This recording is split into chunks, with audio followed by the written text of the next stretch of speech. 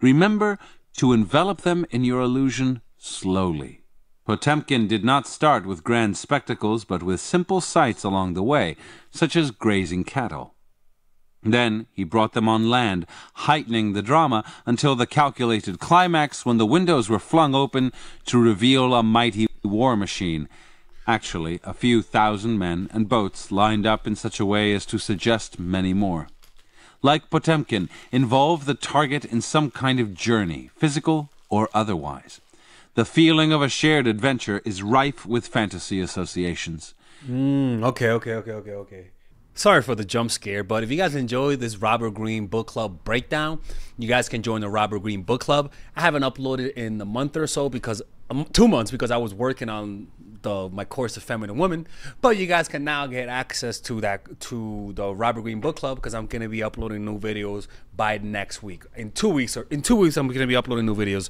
So for just $5 a month, you guys get access to these videos. I think I post about 1 or 2 chapters per month, and very insightful. No other YouTuber does this, not even Robert Greene himself, people. Okay, so yeah, click in the description down below where it says join the Robert Greene book club, and I'll see taking him on a journey, huh? Very interesting. Going on trips, I guess. Sorry, I think the going on trips, but that's interesting. Journeys. You see, I learn with you guys too. I'm not just like talking like I know everything, but Make people feel that they are getting to see and live out something that relates to their deepest yearnings, and they will see happy, prosperous villages where there are only facades. Ah, okay. Interesting. Keys to seduction. Honestly, I'm not even gonna lie, people. This chapter is genuinely mind blowing. Like, cause it makes so much sense, you know. It's genuinely one of the most mind blowing chapters I've ever listened to in this book, because it explains why people are so gullible. It explains it, how people can believe things that you usually have to see with your own eyes, how people can believe it without seeing it. It's truly remarkable. The real world can be unforgiving. Events occur over which we have little control. Other people ignore our feelings in their quests to get what they need. Time runs out before we accomplish what we had wanted. If we ever stopped to look at the present and future in a completely objective way, we would despair. Fortunately, we develop the habit of dreaming early on. In this other mental world that we inhabit, the future is full of rosy possibilities. Perhaps tomorrow we'll sell that brilliant idea, or meet the person who will change our lives. Our culture stimulates these fantasies with constant images and stories of marvelous occurrences. This is why manifestation is such a famous and followed type of like thing, manifesting, because it works, but also it promises everything that humans want, you know, success. And well, this is the thing, is that a lot of people will misinterpret the true, like, the true teachings of manifesting things. You know, they'll see it from their lazy perspective and think that if you think hard enough about something, it'll happen. And they'll miss the greater picture that manifesting is all about you thinking about what you want, having an intense desire to do it, believing that you could do it, and taking action and learning from your mistakes, and you repeat that process of failing, learning from your failure, and then trying again while you apply the things you learned from your failure. If you keep doing that, it's going to manifest. It's going to manifest. It's how that process works. You could call it magical if you want. Oh, shit. The wind, people. The door opened. Holy shit. I was like, oh my God. The cartel. The cartel member. So you can see how people can just be deceived by cults and like and charlatans. It's just blows my mind, honestly. I'm a little mind blown. I'm not gonna lie, people. And happy romances. The problem is, these images and fantasies exist only in our minds, or on screen. They really aren't enough. We crave the real thing, not this endless daydreaming and titillation. Yeah, that's why, for example, a lot of people like to watch these types of channels. Let me show you. They love watching videos of how other people live in different countries. Like, I love watching this, honestly. Like, there's a weird comfort of watching people live in other countries, like Americans moving in other countries. For example, living in Italy, American, small town, right? And one of the reasons why people watch these videos, of course, the tight-knit community you're gonna get there is because basically a small talk every time you go it's there, comforting. the best prices and the best You know, offers. it's comforting, and they get to see how other people's live, and in their minds, temporarily they're able to escape and live there. You know, or why people love to watch family couples, family YouTubers. They're able to sort of like live their family. If you have a bad family life, a lot of people will adopt them as their second family because maybe they're not happy with their own, or maybe they feel lonely. You know, for example, like me, I remember I loved watching Italian like mobster movies, or even like The Sopranos. But I love watching scenes when they were eating pasta. I love eating pasta when they ate pasta, right? And I think that's because I always liked that, right? I never had, well, I did actually. I was raised in a family, we ate together. But I guess it means I want to do that again. So I watch that and it makes me feel comfortable, right? So that's almost like the same thing, where you're getting a taste of the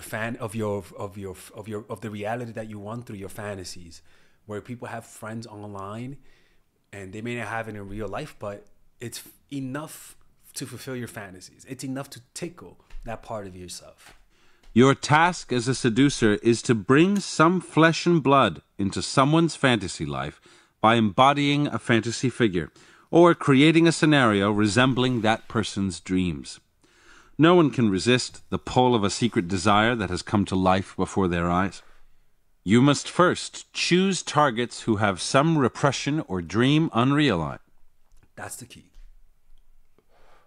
That's the key. It has to be someone whom you can fulfill something for them. If you're finding someone that's completely satisfied, you can't do this with them. And I don't think this could be used for evil, to be honest with you. Because usually most relationships satisfy something from each other. Right? And so and each person promises something. And that's to fulfill the fantasy of being a couple. But the problem is that a lot of people get with people who, what they provide, they don't need. And vice versa. They're only superficially, things usually fizzle out after a while. You know? So, for example, if I'm with a girl and she wants to have a threesome with another dude, she's out of luck. I'm like, girl, I'm the wrong guy. I'm the wrong guy. I'm telling you. You know, I'm not that guy for you. Right? It's an extreme example, but you have to find people who you could be their fantasy. So, for example, if I want to get a wife, I'll go where they're looking for someone that looks like me. An eccentric person that's dark skinned, right? Where would you go? I would go to a secular white country or a secular South American country. For example, Mexico, right? Like, people here really love people who are dark skinned here, and they like artists.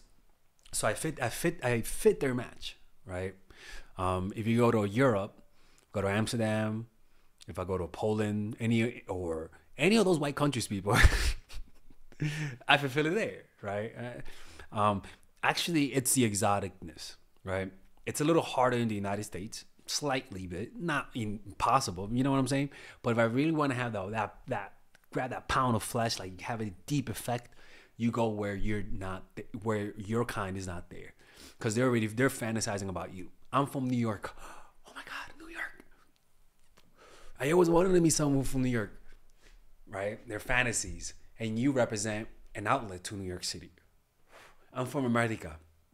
Oh my God, I want to go to America, right? I'm joking around, but you guys kind of get the point, right? Or why poor people usually get scammed by pyramid schemes. Why the fuck you think they get scammed? It's not because they're stupid, but because their pyramid scheme speaks to what they want, what they need. People, this is honestly one of my favorite chapters that I think I've ever listened to in this book, because this is just hitting me like a thunderbolt.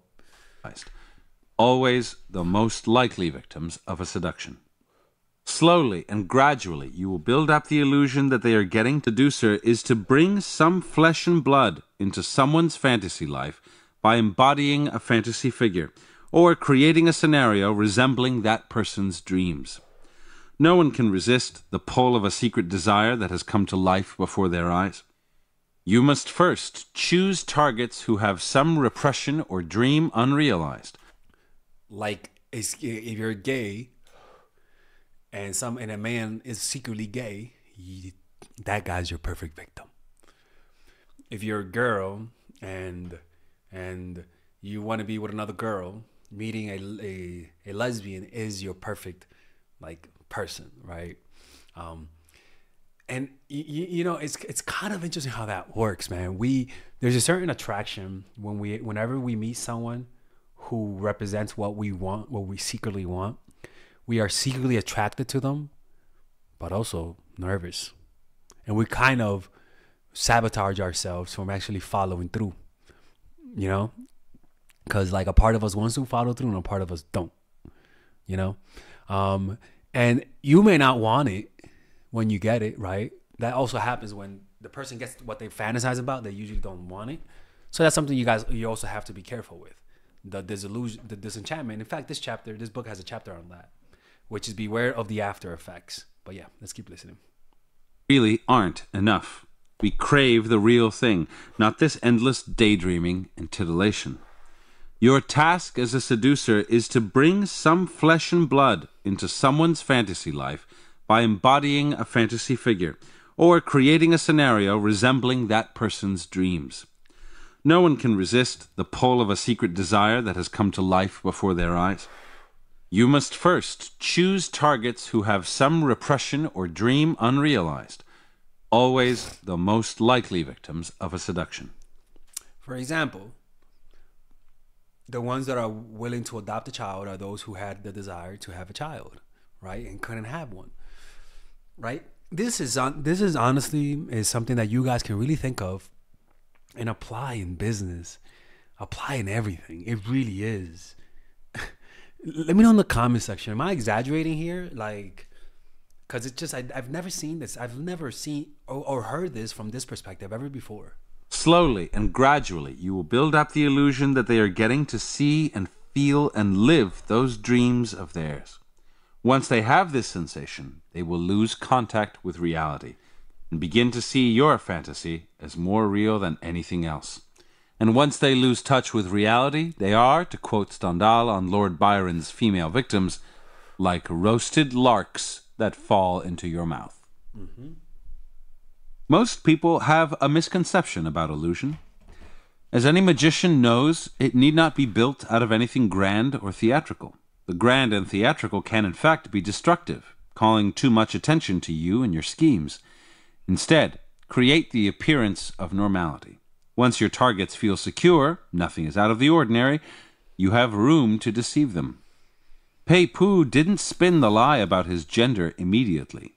He took his time, made Boursicot come to him. Once Boursicot had fallen for it, Pei-Pu continued to wear men's clothes. In animating a fantasy, the great mistake is imagining it must be larger than life. That would border on camp, which is entertaining but rarely seductive.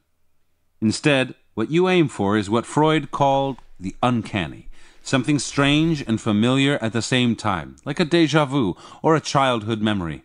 Anything slightly irrational and dreamlike. Yeah, again, it's almost like people who say that they're Jesus, right? For example, let me show you this.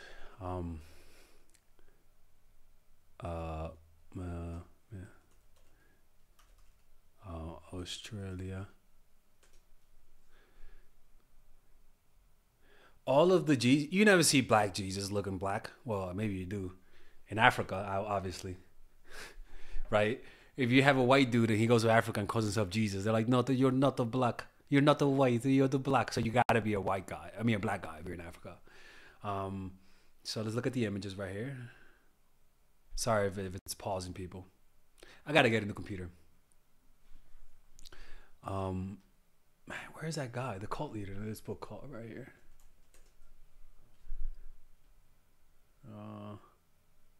Oh, here it is. Oh, look at that. Oh, yes. What are the chances, huh? What are the chances that you look exactly like the fucking Leonardo da Vinci painting of Jesus? What are the chances, bro? Like, the dude looks like Jesus. So that's the point, is that he doesn't have to fly. He doesn't have to walk on water to do any. No. All he has to do is look the part. Have something uncanny. What's the uncanny thing about him? The robe. The robe is the uncanny thing. Most people don't have robes. You know? Oh, look at him. He slicked his hair back. I bet that's how Jesus had it during that time. 1 second, people. Hello? 1 second. Hello? Dígame.